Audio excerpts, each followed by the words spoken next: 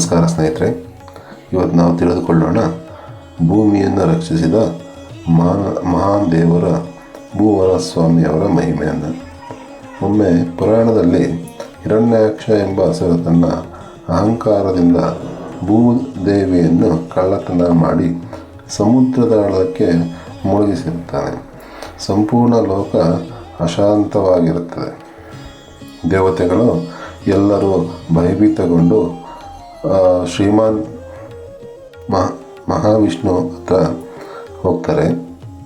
ಆಗ ಮಹಾವಿಷ್ಣುವು ಧರ್ಮವನ್ನು ರಕ್ಷಿಸಲು ವರಹ ರೂಪದಲ್ಲಿ ಅವತಾರವನ್ನು ತಾಳ್ತಾರೆ. ಈ ಒಂದು ಭಯಾನಕವಾದ ವರಹ ರೂಪವನ್ನು ತಾಳ್ಬಿಟ್ಟು ಸಮುದ್ರದ ಒಳಗಡೆ ಪ್ರವೇಶಿಸ್ತಾರೆ.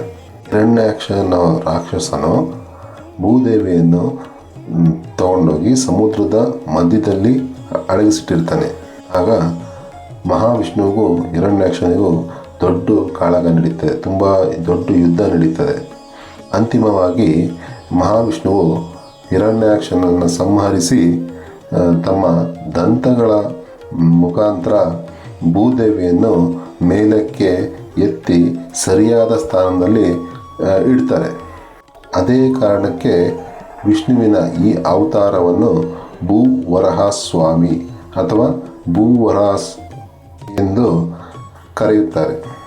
ಭೂವರಹಸ್ವಾಮಿಯನ್ನು ಭೂಮಿ, ಕೃಷಿ ಮತ್ತು ಜೀವನದ ರಕ್ಷಕ ಎಂದು ನಂಬಿರುತ್ತಾರೆ.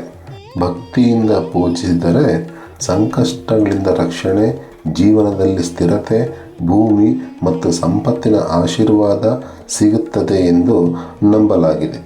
ಇಂದಿಗೂ ತಮಿಳುನಾಡಿನ ಶ್ರೀ ಮೋಷ್ಣಂ ಮತ್ತು ಕರ್ನಾಟಕ, ಆಂಧ್ರದ ಹಲವು ಕಡೆ ಭಕ್ತಿಯಿಂದ ಆರಾಧಿಸುತ್ತಾರೆ. ಭೂವರಹಸ್ವಾಮಿಯು ಭಗವಾನ್ ಶ್ರೀ ಮಹಾವಿಷ್ಣುವಿನ 3ನೇ ಅವತಾರವಾಗಿರುತ್ತದೆ.